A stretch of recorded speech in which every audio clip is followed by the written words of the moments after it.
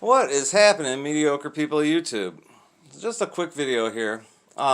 Many years ago, I showed you guys this guitar here, and I bought this guitar on a whim. It's a Devlin. Um, as it turns out, that is like I think I gave $150 for it.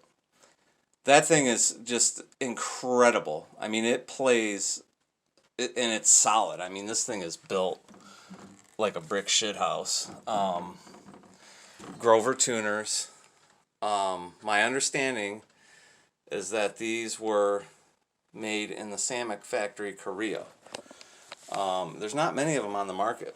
And I told you guys back then, they're an extremely underrated guitar for what I paid for that thing. And I mean, that thing is, I mean, it really is a incredible playing Les Paul. So today, what I ended up doing is I spotted another one. And there it is. And I picked it up. And the reason that I picked it up was because it was basically a freebie. Think about it like this. By the time I actually had to scrap an engine block today, I replaced the engine and I took the money off the engine and then I scrapped the block. So what I got from that engine block, I ended up paying for this. That's how little I paid for it. This is another Devlin. It is not the DV series. I haven't even played it yet. But as soon as I grabbed the neck, I was like, oh my god. I mean, they are just badass, very well built guitars. Let me set it back up so I can show you guys. Very, very well built, very, very underrated guitars. There was another DV series somewhere that I saw for sale that I almost picked up, and the guy wanted like $800 for it or something, which is what they're worth. Like, I would say, what to compare these guitars to, like, I would say, I would compare them to like a very high-end Epiphone, or even, I would say more like the Japanese stuff back from the 80s.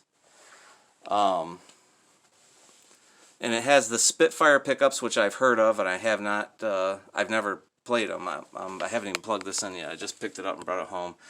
And I gotta get rid of this stupid pick thing they put on there. Three-way switch, which is cool. I'm assuming volume and tone. Flip it around. The pickups are active, I think. Pretty sure the pickups are active. Set neck. Couple of little dings there. When you grab this neck, you're just like, holy crap, man. I mean, it really is very well built guitar. My issue is that I'm not a fan of this paint job at all. I think it looks stupid, to tell you the truth. I don't know if it's a decal. It probably is some type of decal under there or whatever. But so I think what's going to end up happening is that I want to keep it. I mean, look at the inlays. I mean, they paid attention to detail, putting a little something different for inlays, which is cool. So I'm thinking I want to do a paint job, and I've got someone in mind. And so part of the reason I made this video was to show him this guitar. I'd like to do a paint job. I want to keep the headstock the same, just because I don't want to screw up the Devlin logo. And that's fine if it's orange like that. But, you know, I don't really know how I want to paint it.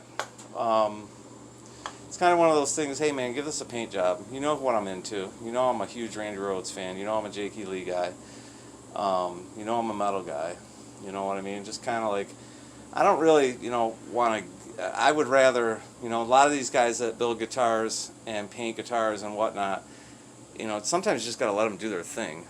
And you're better off doing that than, you know what I mean? Just they're artists, you know, in their own right. Got the new reverb tank for the Carvin X100B. I got to hook it up. I had that out. That's why that chassis is out again. I ended up getting, that's the original reverb tank there. I ended up getting a mod. Oops.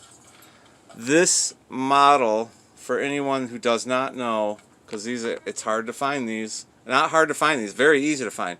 Problem is Carvin did not leave any type of stamp or anything on the reverb tanks. They are Accutronics reverb tanks, but they have no numbers on them. So anyone that owns a Carvin and ends up with a reverb tank going to shit, you can't match it up because there's no stamp on it anywhere. So anyway, research, found the right tank. For anybody looking to replace their Carvin X100B reverb tank, that is the mod replacement, or you can get the Accutronics. Really doesn't matter. Anyway, that's what I got for you, and I've just been so busy. I'm actually taking a break. I'm going to take care of myself, and that's it for today. See you on the next one. Peace.